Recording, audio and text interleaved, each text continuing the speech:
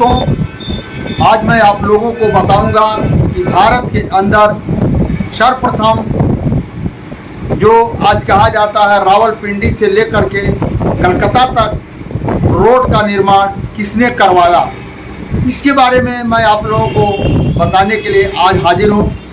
और जो आज नाम दिया जाता है जीटी रोड शेरशाह सूरी मार्ग, तो सर्वप्रथम इस रोड का नाम क्या था और किसने बनवाया। दोस्तों, आज मैं बात करूंगा नंद वंश का। नंद वंश जो थे मगध साम्राज्य के राजा थे, जिनका राज अफगानिस्तान से लेकर के जो है केरल तक दक्षिण भारत के जो कि सारे संपूर्ण भारतवर्ष में उनका एक राज हुआ करता था। और वो उनका नाम था घनानंद राजा।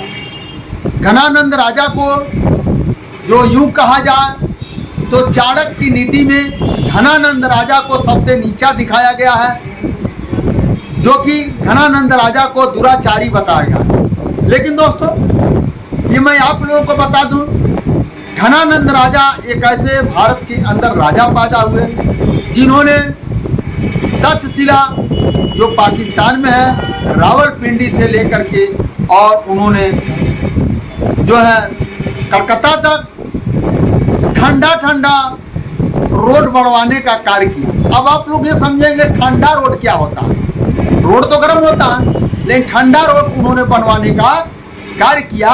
कौन? राजा घनानंद। कैसे किए?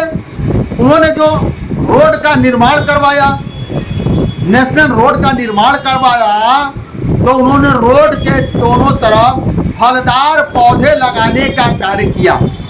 रोड के दोनों तरफ उन्होंने फलदार पौधे लगाया और फलदार पौधे बड़े बड़े विशाल पेड़ों की वजह से वह रोड ठंडा रोड के नाम से जाना जाता है।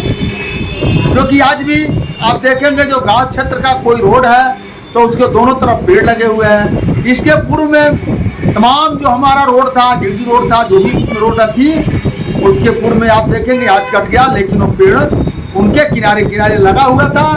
तो दुनिया में पहला राजा ऐसा हुए जिन्होंने सड़क का निर्माण करवाया और फलदार पौधा लगा करके उन्होंने एक मिसाल को कायम किया। और वह राजा घनानंद राजा, जिनके पास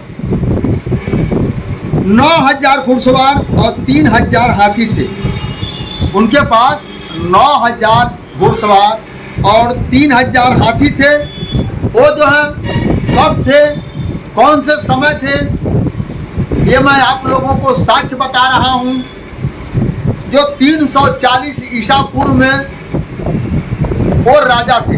340 ईसा पूर्व में वो राजा थे। 340 ईसा पूर्व की एक बात है जो कि कहते हैं जिसका साक्ष्य है वो सत्य है और जिसका साक्ष्य नहीं है वो असत्य है। 340 ईसा पूर्व। अब आइए 340 से 323 ईसा पूर्व। अब 323 ईसा पूर्व की बात मैं बता रहा हूँ, जो ये साक्ष्यों के साथ पौरस को हार जाने की खबर मिलते ही पौरस एक राज्य था, उस राज्य को राजा हार गए। तो उसकी खबर मिलते ही सम्राट घनानंद ने जो अपना रोड बनवाया था, उस रोड से उन्होंने राजमार्ग से निकल दिए। और इसकी खबर जैसे सिकंदर को लगी, लोग कहते हैं विश्व विजेता सिकंदर, जैसे सिकंदर को लगी, उन्होंने पोरस राज को जीता था, जैसे सिकंदर को लगी कि घनानंद राजा आ रहे हैं, वैसे ही वो दुम दबा करके उस क्षेत्र को छोड़ करके वो भाग लिया। उस क्षेत्र को छोड़ करके भाग लिया। नंद वंश राजा दुनिया में पहली बार सड़क का निर्माण कर। नंद वंश के राजा ने ही दुनिया में पहली बार सड़क का निर्माण करवाए। और आज यूं कहा जा भारतवर्ष के अंदर जो आज नीच अछूत जातियों में जो गलती होते हैं, वही कभी यहाँ के चक्रवर्ती सम्राट ये लोग राजा हुआ करते थे। इससे सिकंदर भी कांपता था, इससे सिकंदर भी कांपता था। और वह तक्षशिला जो दुनिया का पहला विश्वविद्यालय, उस टाइम उस जगह का नाम था, पाकिस्तान में है, उसका नाम था तक्षशिला। और तक्षशिला से लेकर के नालंदा विश्वविद्यालय को आपस में जोड़ने का उन्होंने कार्य किया। और दोस्तों, ये मैं आपको बताना चाहता हूँ, नालंदा विश्वविद्यालय और तक्षशिला विश्वविद्यालय, जो तक्षशिला विश्वविद्यालय, ये आपस में नहीं जुड़े। उन्होंने पूरे भारतवर्ष को उसके माध्यम से आपस में जोड़ने का काम किया और उन्होंने जोड़ दिया। भारत का एक सूत्र में बंध गए और पूरे भारतवर्ष में आवागमन को चालू हुआ। अब आइए हम बताते हैं 322 ईसा पूर्व सम्राट घनानंद के ही वंशज, देखिए इसीलिए मैं कई बार मैंने प्रमाण पेश किया। लोग कहते हैं चंद्रगुप्त मौर्य ने घनानंद राजा को हराया। घनानंद दुराचारी राजा थे, जो कि दोनों एक ही वंश से और एक ही चाचा ताऊ के लड़के थे, कोई अलग नहीं था। तो ये कब थे? 322 ईसा पूर्व सम्राट घनानंद के ही वंश के राजा संदरकोष्ट हुए। घनानंद के ही वंश के राजा संदरकोष्ट हुए, जिनको संदरकोष्ट राजा को चंद्रगुप्त मौर्य कहा जाता है। ये दोस्तों आज आप लोग जान लीजिए, जो संदरकोष्ट राजा जो थे वही चंद्रगुप्त मौर्य हैं। आज जो चंद्रगुप्त मौर्य थे वही संदरकोष्ट राजा हैं। तो संदरकोष्ट के राजा भारत के राज सिंहासन पर विराजमान हुए। उनके नाम के पीछे मौर्य किसने लगाया, यह पता नहीं है। यह पता लगाने के लिए आपको रामग्राम जो बुक है, आप रामग्राम बुक को पढ़ेंगे तो आपको पता मिल जाएगा कि वो मौर्य कैसे बने। और मौर्य जो बने, तो ये आपको जो गोरखपुर का जो इतिहासों में आएंगे तो आपको मिलेगा, जो गोरखपुर को 8 बार नाम बदला गया है।